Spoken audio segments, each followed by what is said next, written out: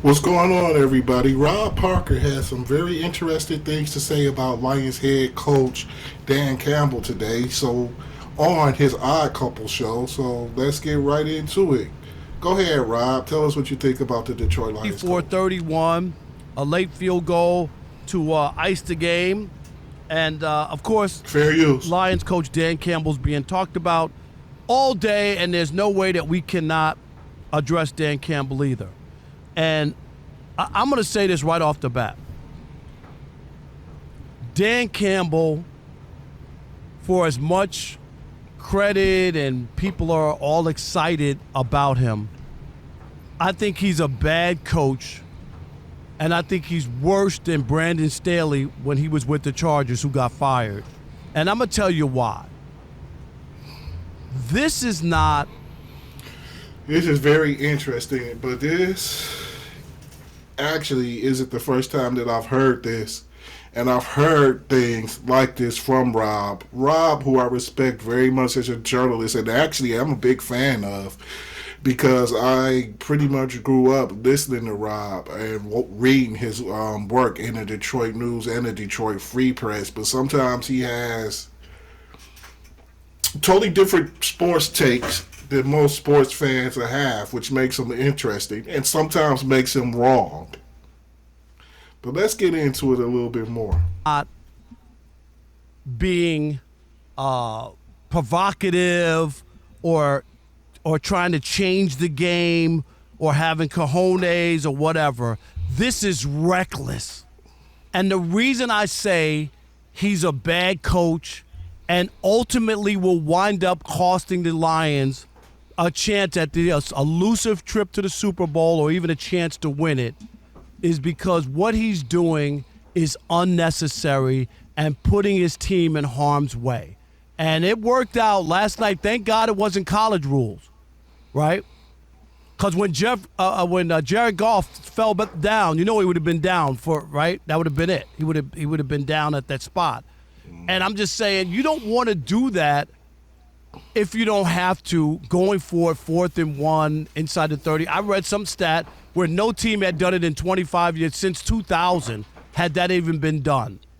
And again, you guys who I understand Lions fans, and you're one of them, you love the guy because you endured all the terrible years, okay? I get it.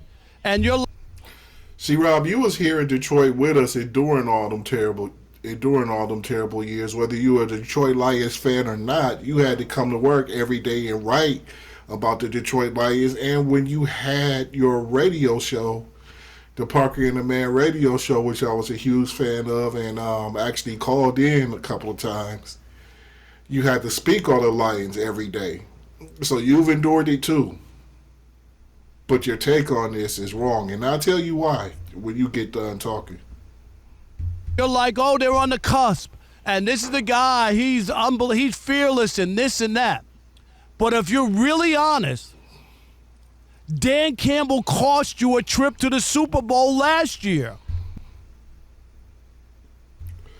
I'm going to kind of agree with that because he went for it on 4th down and the receiver, Josh Reynolds, actually dropped the ball that would have actually kept the drive alive. And we would have got a field goal or a touchdown and would have ended up barely winning that game if everything had worked out. And Josh Reynolds is actually the one that's actually gone and not Dan Campbell. But that call, because Josh Reynolds had a drop, I think did end up costing the Lions the game. So I'm going to actually say that you're partially right on that, but keep on going.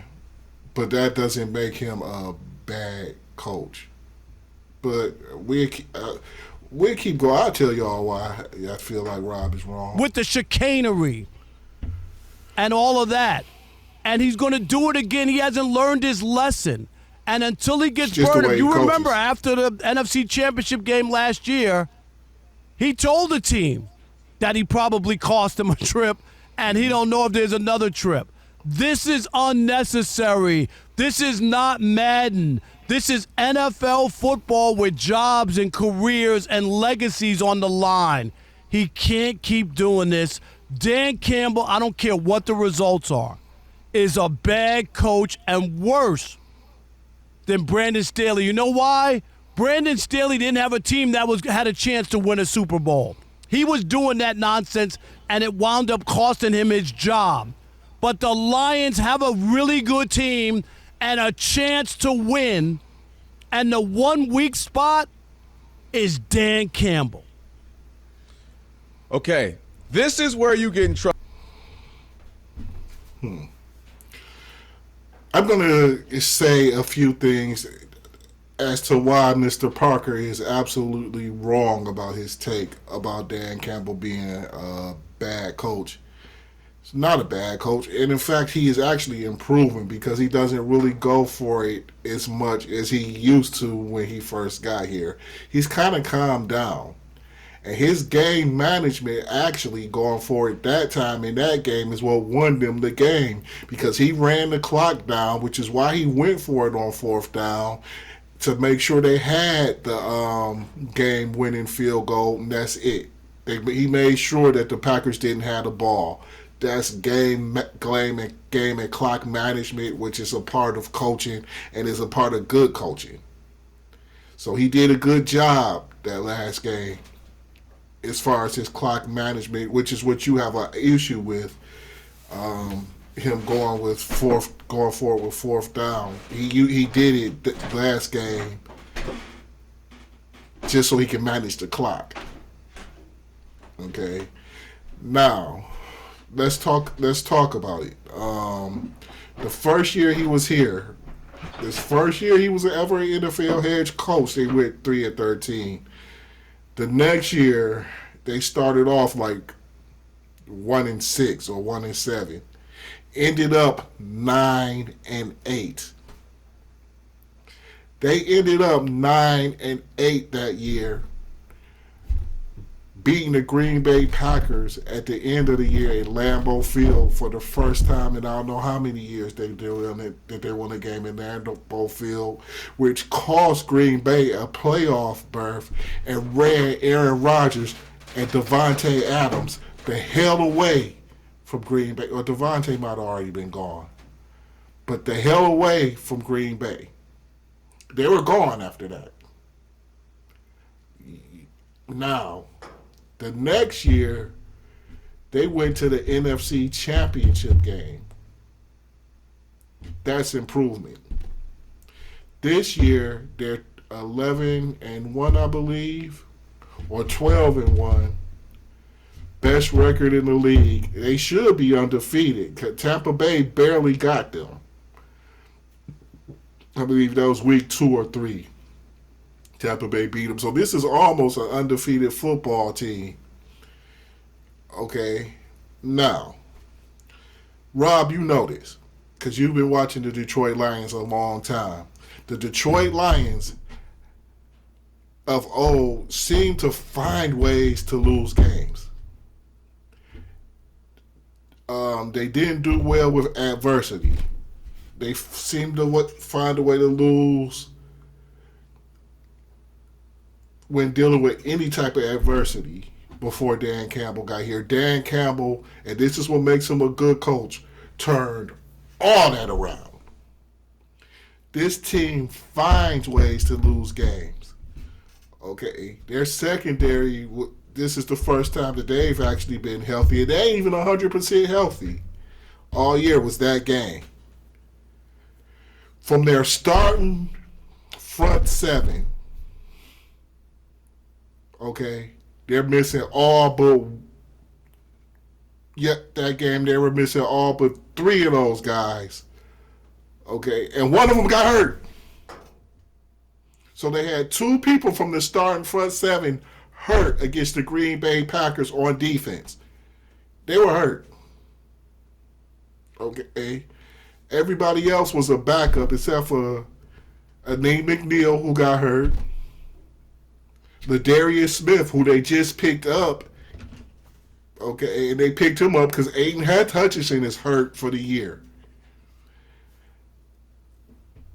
And Jack Campbell is the only starting linebacker that they have left. Okay, Derek Barnes is hurt. Those were the starting linebackers: Derek Barnes, Jack Campbell, and Fabio, the dude with the long. I can't believe my mind it slips me right now. Oh my God, the dude with the long. I can't believe Alex Angeloli hurt, gone for a while. Malcolm Rodriguez, who would start for most teams, also hurt. He's hurt. He's gone for the year. Okay, he would start and play at a high level for most teams. So we're down by God. We're using people that we've just picked up off the practice squad or off other people's practice squads, basically off of the street, to play against the Green Bay Packers, a talented team, and they still find a way to win. Lions teams of old, that wasn't the case. That's coaching. When you can change a whole culture or a whole way that a team does things and change their whole look, that is coaching. So Rob, you were completely wrong about this. I understand why you said it, because analytically he doesn't always do the right things, but he's getting better at it. And you don't think he's good with the X's and O's, but he's getting way better at it. But what he is he's a leader of men. He's a leader of men, and he's he's changed the whole fortune of this whole franchise over 2.5 years. This is your boy, the Sports Dr. Spock. I hope you guys enjoyed this video. Please like, share, subscribe, and we'll see you on the Mick and Mike podcast on Sunday. Peace out.